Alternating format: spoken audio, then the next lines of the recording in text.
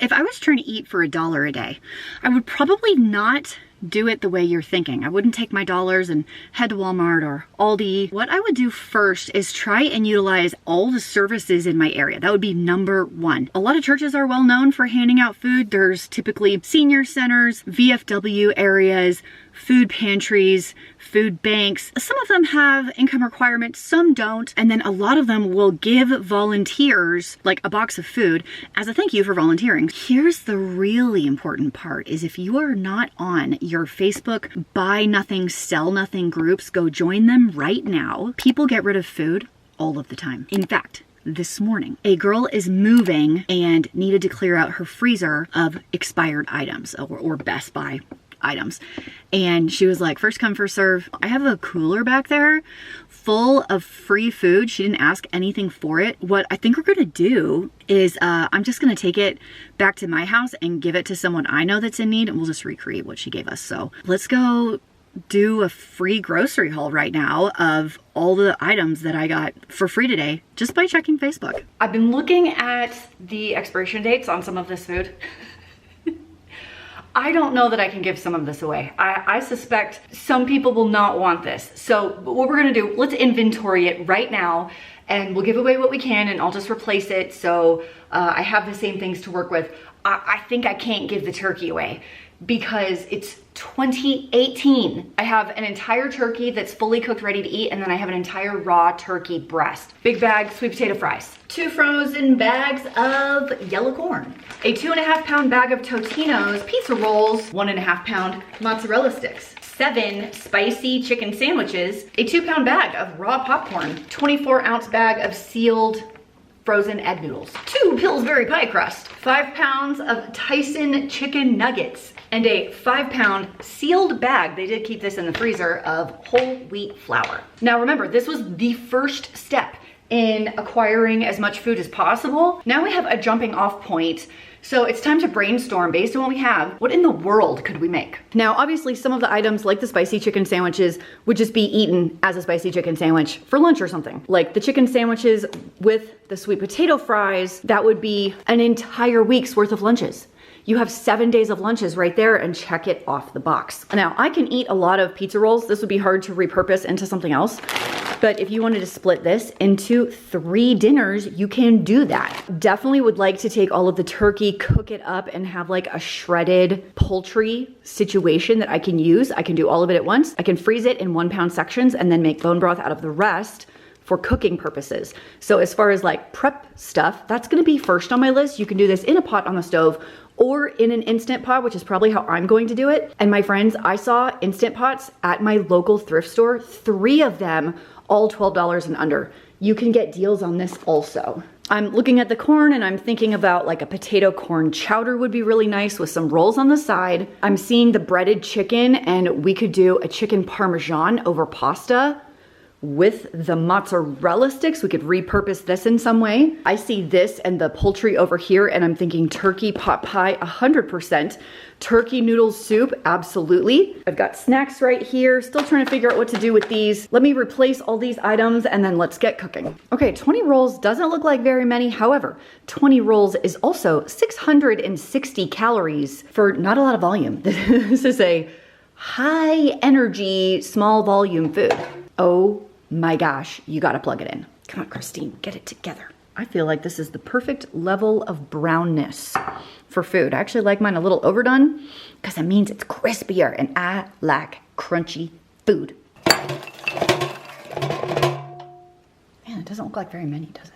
Lunches for the week. We can rock the Southern style spicy chicken sandwich. In my air fryer, I have the sweet potato fries cooking. I went mountain biking this morning and I am hungry. To use up my turkey and the egg noodles, the frozen, I don't know if they're egg noodles so much as whatever, frozen noodles, we're gonna make a turkey noodle soup, kind of like a chicken noodle soup. And I saved the turkey broth to use as well. And over here, I did pick up some celery. So this is only about 50 cents worth of celery, an onion, and a couple of carrots. I am preheating a soup pot over here. I'll saute the veggies first, then add, not this whole thing, this is an enormous amount of turkey, maybe a third of the turkey, our broth, couple of spices, and then our frozen noodles. It's a very inexpensive meal. Even if you did have to buy everything yourself, in my family growing up, my mom would substitute rice for the noodles. Chicken rice soup is what she made all the time. It was delicious, feeds a crowd, and very budget friendly. Okay, we've added about 3 cups of the chunked up turkey, and top that with all of our turkey stock that we have here.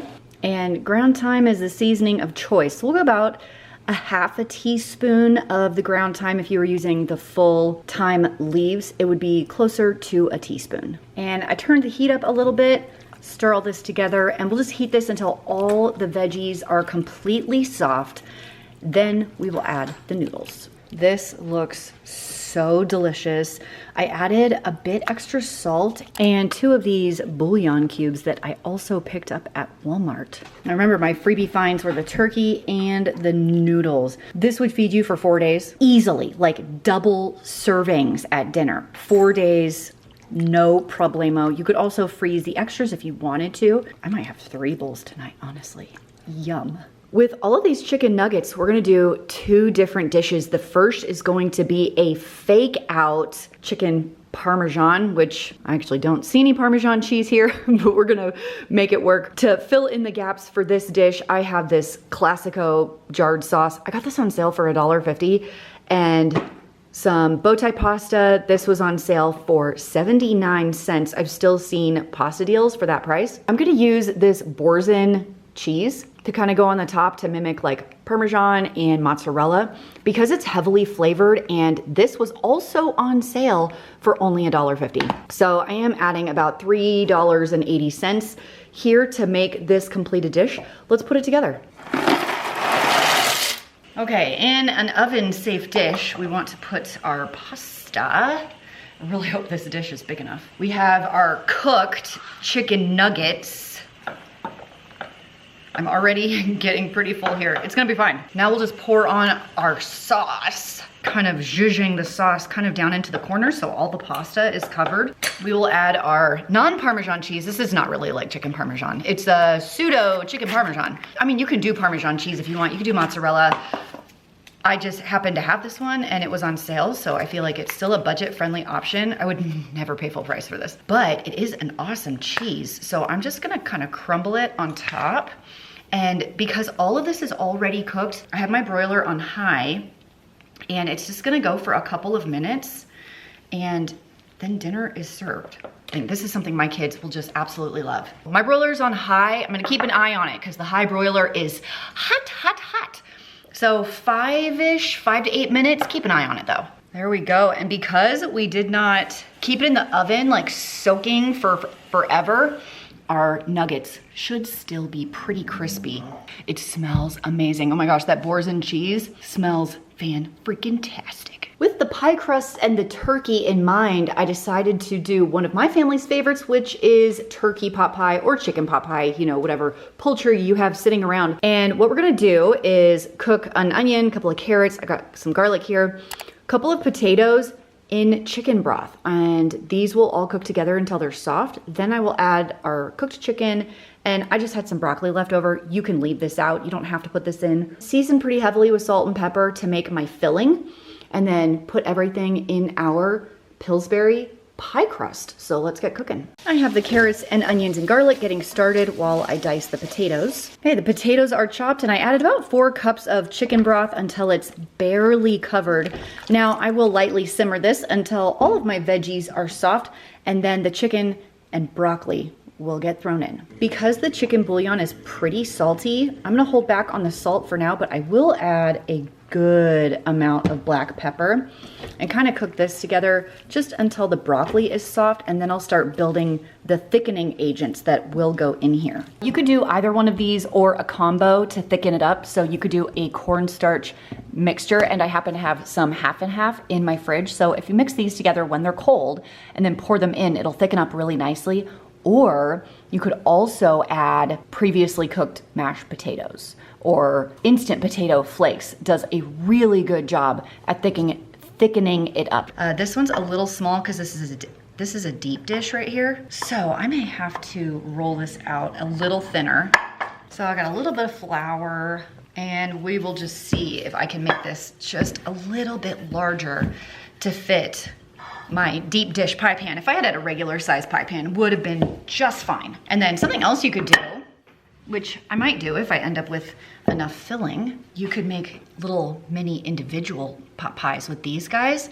That would be completely adorable. You just have to make sure that they say oven safe on the bottom. This looks good to go, so let's grab our filling and pour it in. Forgot to mention that if you have some other veggies hanging around, now's the time. I love to add like a frozen bag of green beans. Some peas go really nicely in here. So I already added my cornstarch slurry. I'm kind of waiting for that to thicken up. Just throwing in my green beans. I will taste for salt, and then this will go directly into our prepared pie pan. I may have let it come to too much of room temperature here. Okay, I think we're good. Oh no. Oh no, we're not good. Oh, we barely made it, guys, barely. So there's a ton of different ways that you can crimp a pie crust. I always go with the one that my mom taught me when I was like 12. I will show it to you. And pinch it together. It's the way my mom always did it. It's the way I do it. If it ain't broke, don't fix it. And then this will go into 400-degree oven basically until your crust is brown. Remember, the filling is cooked. So we just want the pie crust to be cooked. So I'll check it at like 30 minutes and kind of see how it's going. And then I do want to get some steam holes going right here so it doesn't boil over. Okay, into the oven it goes. And I definitely have some left over here, so I could freeze this into individual servings and cook it later, or I can make little mini pie crusts right now out of those ramekins. Chicken or turkey pot pie is one of my family's absolute favorite meals. I actually really love to make double or triple the filling and freeze it. It makes making it next time really, really nice. Really impressed by the crust quality. It was nice and crispy. I also made these little guys. How cute are these? Oh my gosh, they're freaking adorable. Because we have so many chicken nuggets to work through, I thought we could make a dupe of the KFC chicken nugget bowl that goes over like mashed potatoes and sweet corn. Doesn't that sound amazing? Canned corn, frozen corn will all work. And we're just gonna do some standard mashed potatoes with these beautiful russets. I got this entire 5-pound bag for $1.50 on sale. So this is also another great budget-friendly option. And who doesn't love a mashed potato corn chicken nugget bowl? I don't know anybody. My kids are going to be very excited about this one. Okay, after making the mashed potatoes in your favorite way to make mashed potatoes, I was kind of cleaning some stuff out of the fridge. I had a little bit of sour cream left over, a random cream cheese guy. I put in some half and half, some butter, salt, and pepper. I'm now going to mix up my brown gravy packet, just following the instructions on the back. So this one is 1 cup of water with the 1 packet.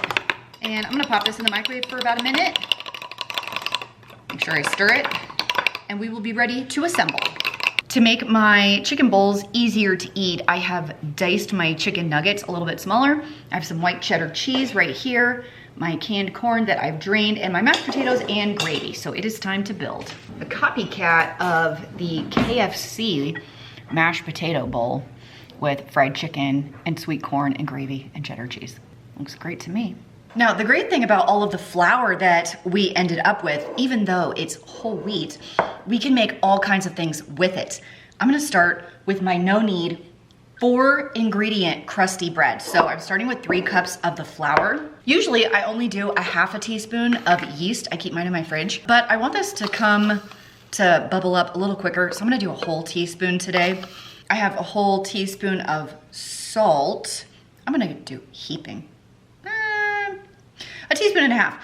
Listen, it's not that serious. This is a very easy, forgiving bread, and I normally would do a cup and a half of warm water, but I have a little bit more than that today because whole wheat flour will soak up more moisture than white flour. I tend to let it soak a little bit longer and add a little bit extra liquid. And as I'm stirring this together, it already looks a little on the dry side. This is way too dry, and I don't even have everything in there yet, so I think I will do maybe another half a cup of water. My original recipes changed just a little bit. I upped basically everything except the flour content. You could go the opposite way and lower the flour content and leave everything else the same. But I like this bread because you don't need any special tools. It's very inexpensive. Okay, here's my dough. It's kind of wet, kind of slimy, no big deal. And I will cover with saran wrap. Nice and tight. I'm just leaving it on the counter until it gets nice and bubbly, which may not be until tomorrow, which is fine. You can do this overnight, you can do it in the morning. I like to let it sit for several hours. We just want everything to wake up and start moving around. If you want it to go faster, put it in a warm place and we'll check on it in a little bit. After you've let it sit, it should be bubbly, just like this, a little bit sticky. This is okay. It's totally okay. So for this application, I just used 2 regular sized loaf pans. I put some parchment paper in, sprayed it with a little bit of cooking spray, basically dumped the whole dough in it. This is literally a no-knead bread. Now when I make this, you need a lid. So I just flipped the other loaf pan upside down on top of it to create a lid. You could also do this in a Dutch oven. I've done that a lot on my channel as well. And then it cooks in a 350 degree oven. Oh, actually, I think it's 450 for 30 minutes. Take the lid off, and then you get this nice brown crust after cooking another 15 minutes. This is a dense loaf of bread. I would not cut this while hot, or you're just gonna squish it up. Something else I love to make with whole wheat flour are my whole wheat muffins. These are so good. We do start with butter, which can be expensive, but I'm only using 1 stick. So 1/4 of this package, and I can get these on sale for about $3, which means my 1 stick is 75 cents. And everything else is quite inexpensive because they're standard pantry items. So I have 1 cup of brown sugar with my 1 stick of soft butter. Cream this together, the beginning of every delicious cookie, so you know it's gonna be awesome. You cannot overmix this. Like, you wanna just let it rip. Nice and fluffy and light in color. Here we go. After creaming the butter and the sugar, I'm gonna add 1 egg and as much vanilla as your heart desires. I don't know, a teaspoon, 2 teaspoons, whatevs, and mix again. What I love about this recipe is that it's very dump and go, although that's not my favorite phrase. We're gonna do, I'm gonna call it a pinch of salt. That's about a 1/4 teaspoon. 1 cup of your favorite milk. It could be buttermilk, regular milk, whole milk, half and half. Sour milk, doesn't matter. I have 1 whole teaspoon of baking soda, a 1/2 teaspoon of baking powder, 1 heaping teaspoon of cinnamon, and 2 1/4 cup of our whole wheat flour. Mix until just combined. Okay, I let it mix for about 5 seconds. And because it's whole wheat flour, I do want to let it sit in the batter for 5 minutes to kind of soak up all of the liquid. And then I will scoop this out into my muffin tin. As you can see, it's a pretty thick batter, and these muffins are really, really filling and delicious with some butter and homemade jam on top. Oh my gosh. So we're gonna bake these in a 350 degree oven for 12 to 20 minutes, you know, depending on your oven's power. All right, it looks like I clearly did not mix in my brown sugar all the way. What happened here? Oh my gosh, but these smell amazing. You know that smell of like brown sugary bran muffins? That's what these smell like really hearty, really sweet. And you can even make these muffins and then freeze them after they cool all the way. Oh, look how easy those pop out. If you wanted to meal prep a bunch of these, look how delicious that looks. I'm telling you, some honey, some butter, a little bit of jam, that would set me up forever. Okay, let's use up some freezer burned frozen corn. And we're going to make a corn chowder, bisque, something or other. These are the ingredients that I have compiled. Most of them are pretty inexpensive. Obviously, you have your frozen corn, onion, potatoes, very inexpensive. Some chicken stock. I have a generic cream cheese over here. Seasoned salt of some kind. It doesn't have to be this one. I also grabbed some crushed red pepper flakes because I like them.